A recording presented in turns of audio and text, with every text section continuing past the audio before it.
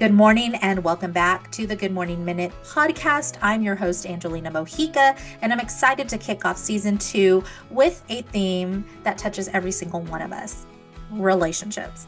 That's right, friends. Relationships are at the heart of our human experience. They shape who we are, how we grow, and how we show up in the world. Whether it's family, friends, romantic connections, or even the relationships we have with ourselves, each one carries lessons, challenges, and moments of pure joy. This season, we'll sit down with incredible guests who will share their stories, wisdom, and insights on building, nurturing, and even healing relationships. So grab your coffee, settle in, and let's dive into conversations that inspire connection and growth.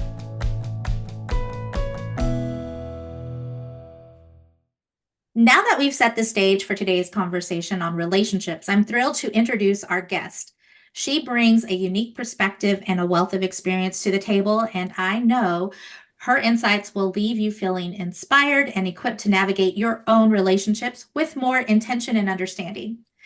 Please join me in welcoming Maren Swenson to the Good Morning Minute podcast. Welcome, Maren.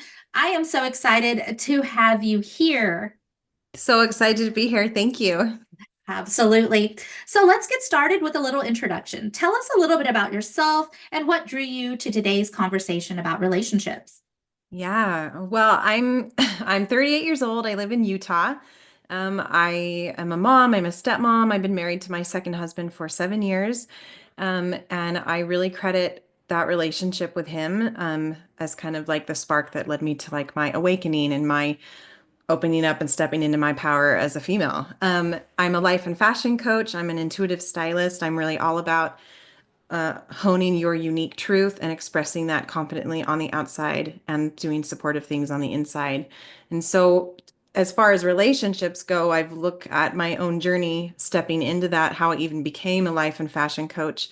And so much of that is tied up in my relationships to myself, but then also to my spouse, to my family, to friends. And it's been a huge shift for me as I've really stepped into the person I am and the ripple effect that that creates with those around me. Oh, I love that. Life is a journey and it's there to teach and for us to learn for sure through our experiences. So, Maren, what would you say is a common misconception people have about building strong relationships? Mm, that it'll be easy, or it should be easy, and that if it's hard, it means something's wrong. Um, I feel like the best things in life take a lot of work, and I don't view that as a bad thing anymore. And another misconception I feel like actually is one that I had was that um, you step into something and expect it to be the same. And Mm. that to me doesn't feel feasible because we're not meant to be the same. I'm a different person than I was 5 years ago, 10 years ago, 15 years ago. So when you're in a long-term relationship, like a marriage or, partnership, you change hopefully for the better. And that means Mhm. that, all the moving pieces will also change. And I feel like if you can let go of that and give each other space to like really evolve and love that and like join each other for the journey, Mm. there's so much potential in marriage and partnerships. And um I think it's when we like hit that we are afraid of change and we are resistant, and that's when things can kind of fall apart. That's been Well, my experience. yeah, no, I love though. I'm just listening to you and I'm just like, yes, yes, yes. I love that because I think too, just in my opinion, a mis like idea of what relationship should be is like love will conquer all. And yes, love is a Mm, big component for sure, but it's not like we mhm. see in the Disney movies or, the romance movies. It is work. And you mentioned, it not being easy. I mean, because it does take work. And those relationships that are in it for the long haul that both partners want to build and grow and evolve, like you mentioned, put in the work. You Mhm. know what I'm saying? You don't end up in a relationship 10 plus years of not doing that because you're Yeah. definitely going to have some hard times and some challenges and all the things that come with life in a relationship. So let me ask you, how do you balance giving to others in a relationship while maintaining your own boundaries and self-care? Do you mean kind of specifically like in my romantic relationship, like with my partner? Is that what you mean? Yeah, yeah, your marriage. Yeah, let's talk about that. Yeah. So through all my journey and work, I've actually really come to realize that I can't give anything to anyone else unless I put myself first. And that's a little bit of an unpopular notion, especially amongst women, because we're really taught that. And our role, like we generally feel like this nurturing want to take care of things, and a lot of that burden, I shouldn't say burden, a lot of the responsibility typically will fall on women, because we're action takers like that. But it's been a lot of like mom guilt processing and releasing, and even partner guilt processing and releasing to like let myself work on me. And that Mhm, means like personal development, and it also means like maintaining strong friendships and making sure I'm socializing outside of the home, making sure my kids see me living a life that does not revolve all around being a homemaker, or because I work from home too. So mhm. I'm home a lot, constantly running the show Right. here. And so it's been a lot for me to be able to express my needs. And I don't know if I'd even call them boundaries, but more like expectations, and have the conversation, like instead of expecting him to read my mind and knowing, hey, I need time to go take a bath, or I need time to read a book, or I need time to go on a walk, or I need whatever, I Mhm, need to go talk to my friend for a half an hour.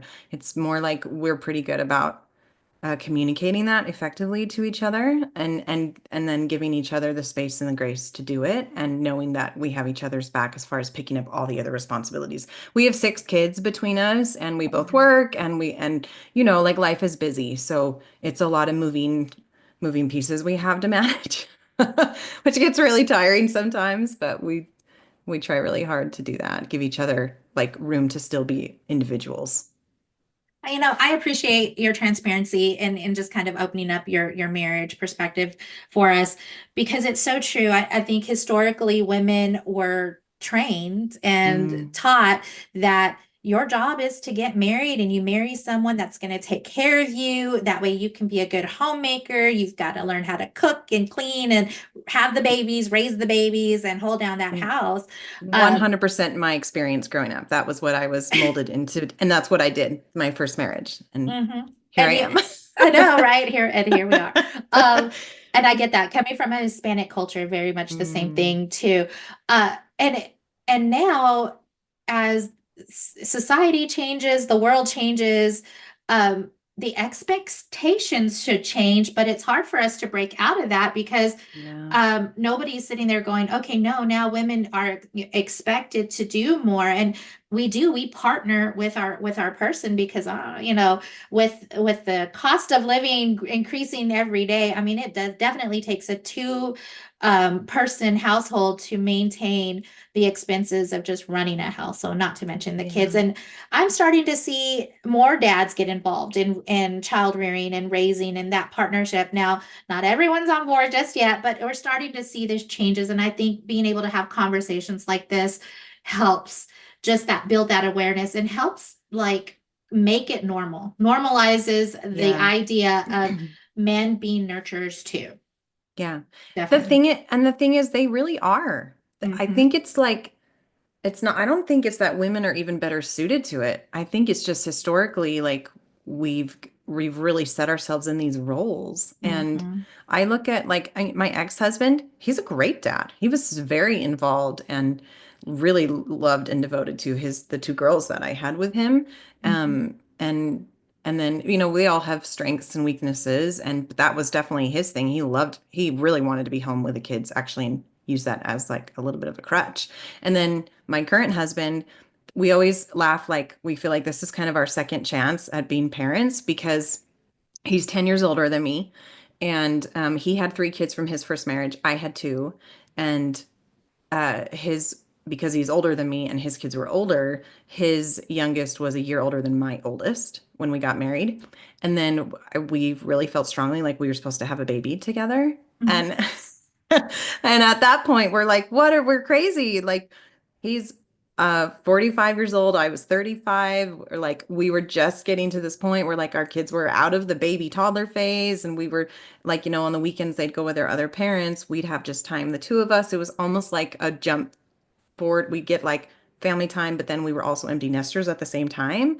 And so we had that baby together and he's like this little bundle of joy and he's so much younger than everyone else and we get like a do-over. It's like we get to take all of our lessons we learned from parenting the first time and just do it right this time. And I look at my husband who is really our main provider and he works full time and he holds a lot of stuff together for us and he is like it's in his nature to be loving and involved with his children and Mm, it's so cute to watch it. And I really think we don't give men enough credit because of misconceived stereotypes and because it's just in our nature to like step into action and do it. And men just don't see things the same way we do. Like he can't see the crumbs on the counter the way I can, right? Like they're just right. different, right? Like, Uh-huh. have you seen that meme um, where there's like the top is a picture of like a swampy like really zoomed out landscape and then the meme is like men be like look did you see that bird hiding in underneath the grass and while we were driving 60 miles an hour past it from 50 yards away and then there's like a picture of an empty fridge with a bottle of ketchup and a bottle of mustard and then they open the fridge and they're like where's the ketchup. I'm like if that doesn't describe Mm, very typical things, I don't know what does. It's not like they're so capable of amazing things that I'm like, I know I didn't see that. And then they hmm. can't find the ketchup. That kind of That, thing. yeah, You know that's what I mean? hilarious. Yeah, that's hilarious. And I get it. I definitely get it. I've witnessed it I'm for like, sure. yeah, I'm like, Yeah. what about you? Like you said you grew up in a Hispanic culture. Is Uh-huh. this your experience as well? Like, I'd love to know even know more about you. Yeah, absolutely. So growing up in a Hispanic culture, it's very machismo. So the very stereotypical like Mm. ideals of this is what a man's role is, this is what a woman's role is. However, I grew up in a unique situation because my dad was the only man in our house. So Mm. it was me and three other sister siblings that I had, and then my mom. And so my mom was not typical Hispanic woman. I mean, she wanted success. So she um, sought after education. She worked full time. So I definitely grew up in a two income household, Yeah. and then just being my mom being so ambitious that really drove my perspective. And then I remember one time my dad pulling me aside, and I want to say I was like in my teenage years. I was swinging on a swing set and something. He comes over to Mm-hmm. me and he's like, Angie, you're not going to be able to depend on a man all the time. Mm. And I kind of was like, what is he saying to me? What are you saying to me? Like, I'm not that type of person. But Yeah. as I've gone through life, I kind of joke with this. It's a really profound memory for me because as I've gone through relationships and whatnot, that tends to stick out. And I tell myself, did my dad curse me or was it a blessing? Like, because the words have power anyways. So Mm-hmm. that's kind of, I think my dad understood at that point that you can't always depend on someone to fill your needs. Like you've got to be the person Yeah. to do that for yourself too. And I think Yeah. when we talk relationship, when I'm coaching, I often say, you have to still maintain an independence within a relationship. You still Mm-hmm. have to know who you are and what you're about. And you function together. You function together. Both of you are, aspiring to goals and things, but you come together in that relationship and you talk about it or you encourage each other and whatnot. So that's kind of what I've learned through life. I'm 48 years old, so I've lived some stuff for sure. Yeah, yeah, Yeah. yeah. Oh, go ahead. No, no, no, go ahead. I didn't want to interrupt you. No, I just was thinking like it's so important to do all those practical, tangible things of supporting each Mhm. other.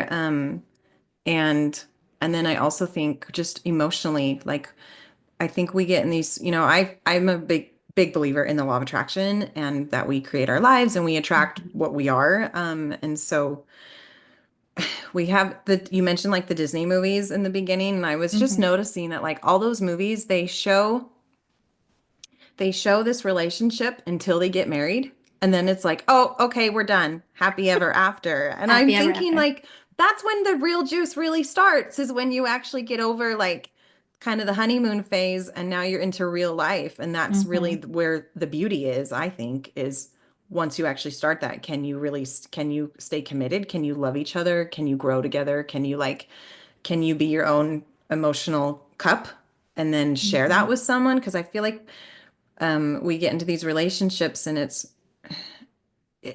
like we want them to take care of us emotionally too.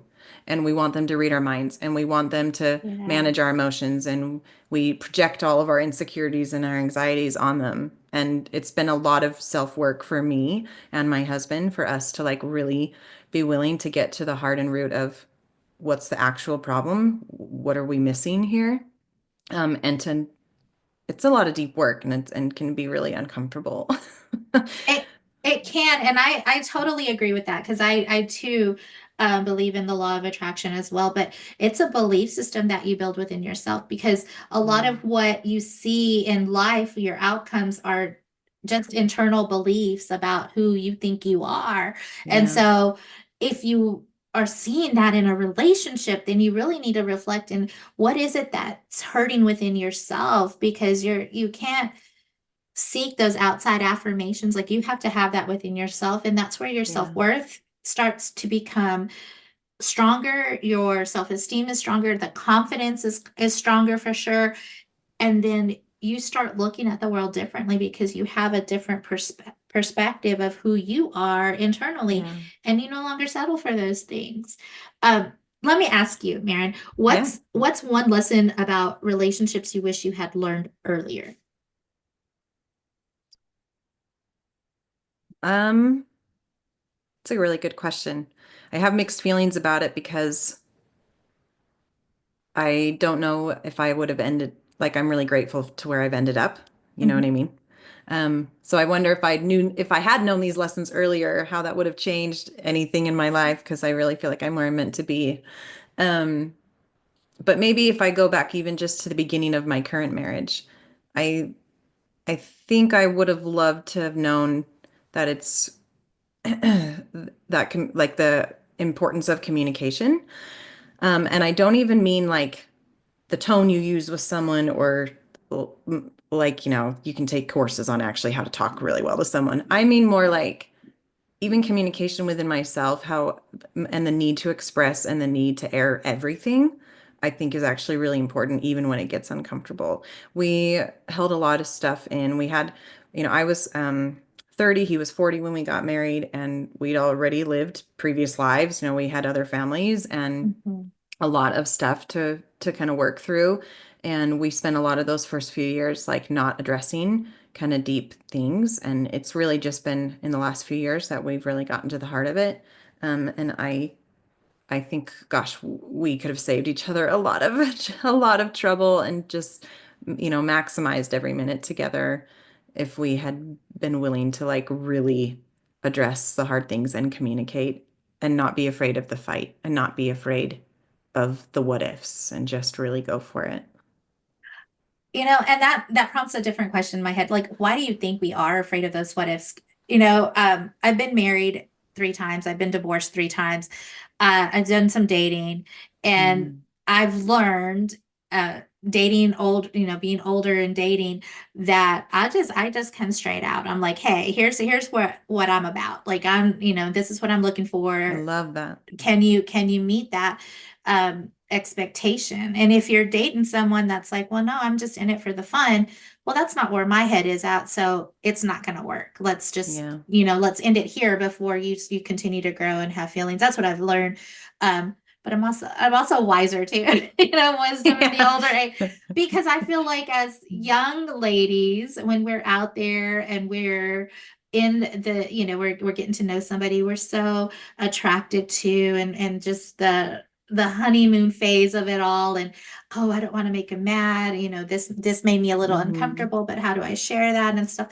I think, what is it that keeps us from being younger and just being very transparent in the things Yeah. that we experience, even in that dating phase before it ends up in like a marriage or, even stronger relationship. Because people don't even talk about having kids and parenting perspectives until they get there. Get there. I know. Yeah. For me, I mean, I don't know what it is like for everyone, but I can say in my experience, for me, a lot of it is based in fear, like Mhm. fear that I won't be heard and seen the way I want to when I'm trying to express. Sometimes there's like this, do you ever get caught in a moment where you're like, "Ugh, I really know what I think and feel, but I'm afraid if I say it, they're not going to have it." And so then I'll just like I won't even try because I've Mhm. talked myself out of it. I've already decided what his reaction is going to be to something. And fear of so there's fear of for me, it was fear of being heard, not being seen for who I really was. And then I think there's a lot of like fear of failure. First, at least for me, I grew up really like divorce was a huge no-no in my household. Like it was like, marriage at all costs. And there was like a stigma around people who got divorced, a stigma around kids of divorced parents. Like I was met with all of that. And so when I came to a point in my first marriage where it was clearly divorce was absolutely the right answer and I needed it desperately, me and my children did. Mhm. That was really hard for me to work around that. And I think it did lend itself to feeling like if there's a fight or a problem, oh no, what would that mean about us? And it's a failure. And obviously that stigma of divorce, I've had to do some healing around because I am a divorcee and my kids, they have two parents who are both now remarried and it's like it's a messy family. But it took a while even for my own parents to kind of come around and see the blessing and the beauty of what needed to happen. And but so that was my experience, was a lot of fear, a lot of fear. And Mhm. I still feel that sometimes, but Yeah. And I get that because I definitely, and just doing healing work myself and going through a lot of transformation within my own self. I grew up in a family that my dad was very domineering. So he made, and me being the oldest, he made mm, every decision for me. So yeah. when I started becoming a young adult, I questioned like, okay, what is this life going to look like for me? Um, because if you want independence, you have to instill that with, early within your childhood to make confident choices and it be okay Hmm. with messing up. And I think in my life, mistakes were not an option. Like we couldn't make Hmm. them, or there's harsh Oh, consequences. oh. So it affected it. And I say this because there is that effect in relationships because you're like, okay, I need to be perfect in this relationship. I need to do everything that I can. I can't um, voice my concerns. I can't voice my opinions. I don't want to rock the boat, so to speak. And that's where, you endure so much, growing up in a Catholic home where, you get married for life, there's no Hmm. divorce, Hmm. things like that. Um, that was hard for me because I'm like, okay, first of all, there's shame, around, saying that this was a mistake, that maybe I shouldn't have done this, and divorce and all of that comes along. Yeah. But I never was my true self in that, anyways. And I think, just historically, women have endured so much pain and suffering just because, Yeah. just the way the world and just society had put ideas in our head about relationships and marriage and what women should and should not do and what we're What expected. our value was, all of it. Yeah, Yeah. all of that for sure. Mm. Um, Interesting. I just have to say, like, I love that you're sharing your personal background with me because like I grew up in a high demand religion and a mhm, more of a patriarchal society as well. And I also felt like my decisions were all made for me. Like that was just the track I was on was to, be involved in this religion, go to the religious school, meet a man there, stay home, have his babies, and that was it. And I did all that and then it didn't work for me. But I just feel like a lot of compassion actually for you in this moment of especially you as the oldest of three mhm, mhm. kids. I as a parent, I'm like, my first kids, that's where I made all my mistakes. in parenting. They got the short end of the stick a little bit. All right. And it's just a lot you've been through. Yeah, I appreciate that. Yeah, no, I get it too. And I have my children are all young adults now. And Mm. so I definitely can see the impressions of my own life journey within them and their and where they're Yeah. at in life. It's hilarious. But they are all functioning and healthy Yeah. relationships and things like that. So I definitely see the positive in that too. Yeah. I mean, it just must have taken so much like courage and a lot of self-will for you to like break out of that mold and make the decisions you needed to. Yeah, I'm very absolutely. impressed. Yeah, absolutely. It has. And so it definitely, and it's really spun a lot of what I'm doing now Yeah. to help others for sure. Um, Yeah. so let's talk. Okay, so we're talking about fear and those conversations of being, your true self. So how would you advise maybe couples to navigate conflict in a healthy way? Mm. Um, this is so timely because me and my husband are working on so much together. I think that noticing your reaction and holding back for a minute and like this is what I do in anything. I try to, Hmm. if I can become really conscious of it, but it's really important for me that like when I feel emotions arise and I want to say something or I want to react a certain way, I feel like it's most helpful if I can stop for just even like a minute and go inward and like recognize, ooh, I'm feeling triggered. Ooh, I'm feeling this emotion come up. Ooh, I feel it this place in my body. And then look at it and be like, why? Why? And Hmm. use it as a lesson or like where's the wisdom and why am I feeling this way? I did a lot of work when I've been in therapy a few times throughout my life, and like individual counseling. And I did a lot of work with internal family systems a few years ago. And that was really helpful. It was like, because I had this notion where I really wanted to push away any negative thought or feeling because it felt so uncomfortable to feel it. And I also felt like it's going to create problems. And so I just shoved it and pushed it away and Hmm. really hated that part of myself. And in therapy and working with internal family systems, I started looking at like the reactionary piece of me as like a teaching tool. Hmm. Um, and That's well, and I pause a moment because I'm really just kind of relating to it. Let me just tell you, um, yeah, because I get it. I get it. Uh, and understanding that something within myself is being triggered by something you say, but it may not be what you're telling me. So, what is it that I'm feeling that I maybe experienced in my past that's given me some type of like idea or, emotion? And I get that because I very much too have had to do that same type of work as well. And it once you become aware of it, that self-awareness, once you become knowledgeable of what it is that you're feeling and you've experienced, then you definitely can approach those situations and those conversations um more openly. And you can sit there and say, and I'll give you an example. Work.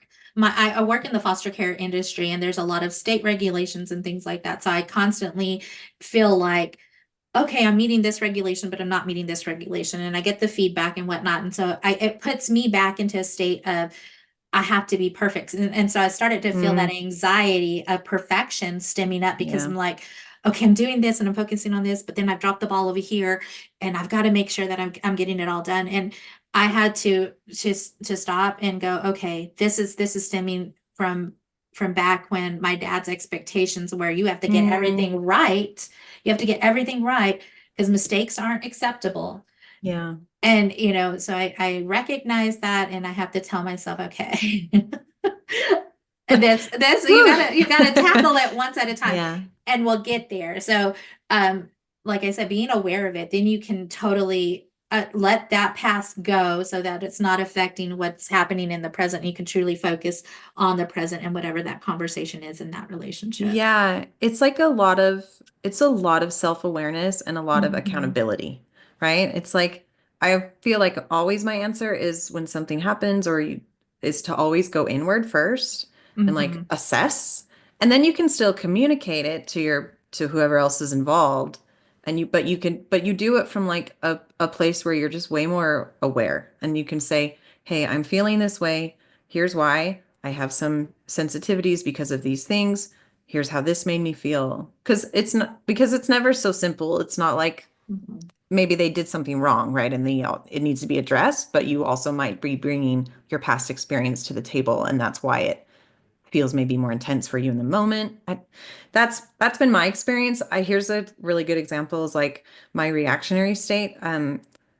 Like if I get like really triggered when I feel like my husband is like short-tempered or impatient, Mhm.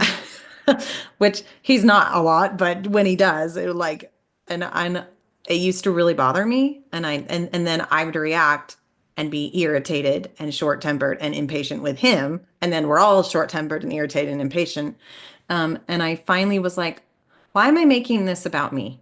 Why am Mhm. I so frustrated that like he's having a moment? Like, why can I not allow him to be grumpy? And I finally realized it was because I had like my own anxieties about feeling like I needed to hold the space for everyone and feeling like I didn't have a Mhm. moment to be anxious. And like I had all this past stuff that was really feeding into it. And I finally was like, I think the worst thing I can do in that situation is to criticize and tell him to knock it off. Like, I think I'm handling this horribly, all the wrong way. It's not going to do anything. It's just making him more defensive. And all he's feeling is not seen and not heard and even more impatient. So I finally was like, I think maybe my best reaction is just like give it a second, ask myself, why am I feeling this way? And then I usually recognize it's because in this particular instance, it's all my own stuff. I'm making it all about me. And instead of criticizing, why don't I just go up to him and be like, hey, I'm sorry you're having a bad day. Here, I'll take this from you. Go chill for a Mhm. second. Right. And I'm thinking like, gosh, I could diffuse this situation and make it so much more enjoyable for everyone, including myself,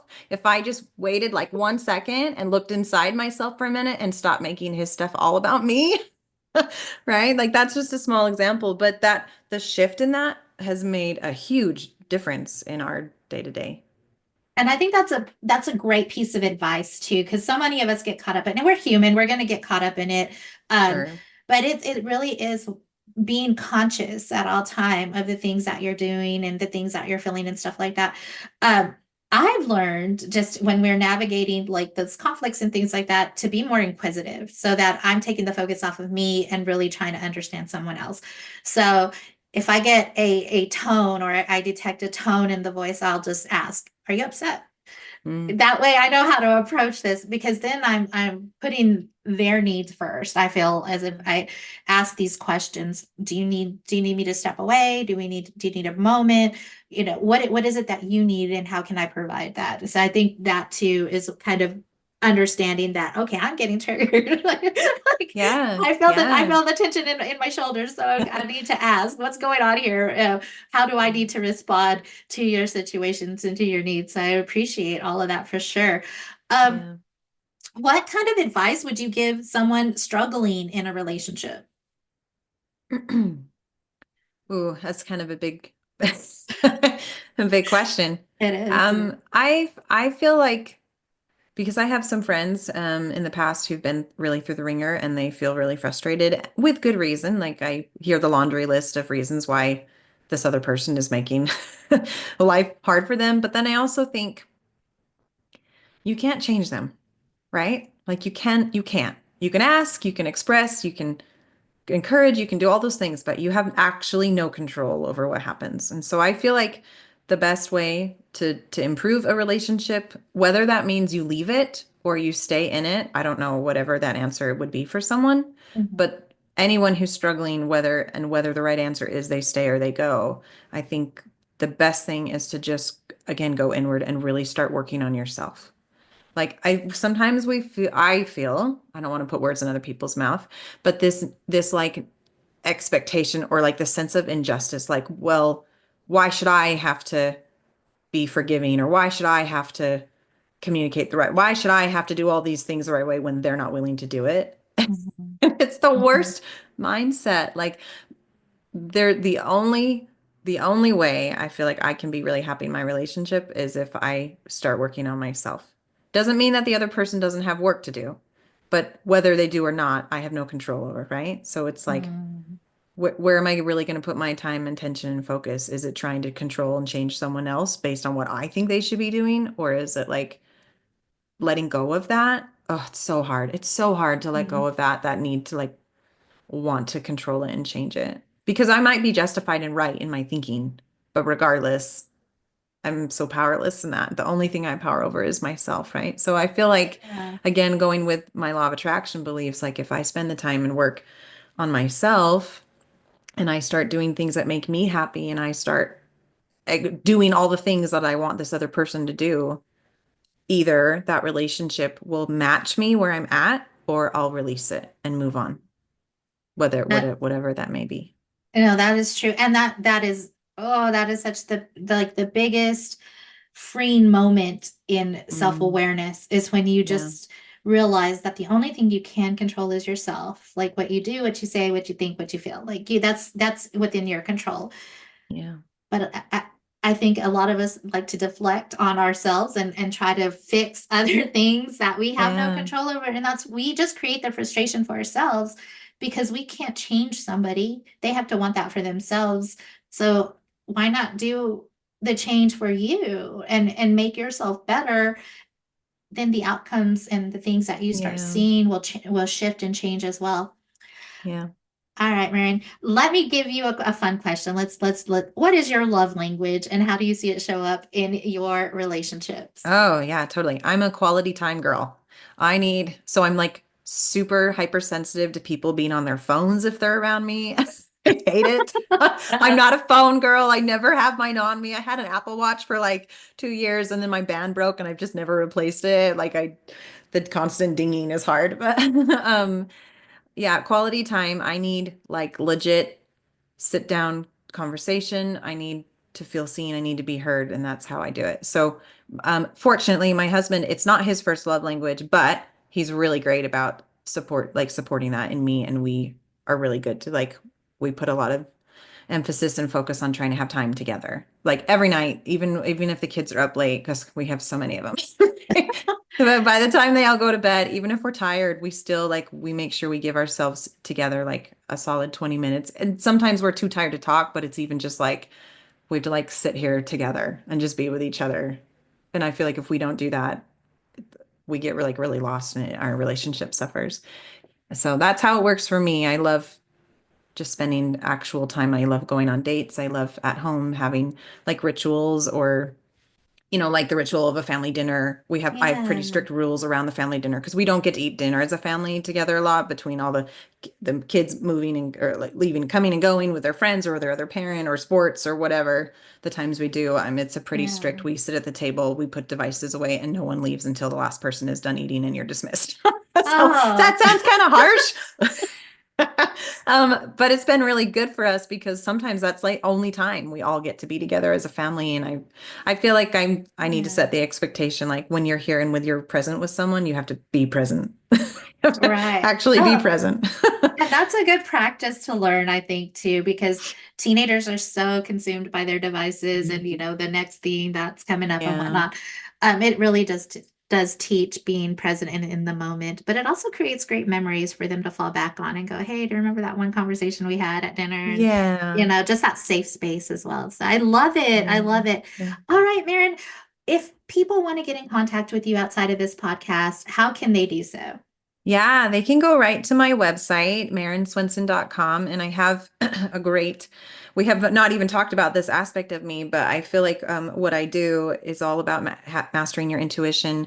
And I'm a stylist and I'm a life and fashion coach. And I have a really great guide that teaches you how to get in tune with your intuition and use it to dress yourself every day. And so you can really support yourself in feeling expressed and authentic and full. So you can get that right on my website, marenswenson.com. And I can send you the links for all that. Great, wonderful. Well, thank you again for being our guest and sharing so much of yourself with us. Everyone, I'm Angelina Mojica, your life coach, sending you much love, much peace, many blessings.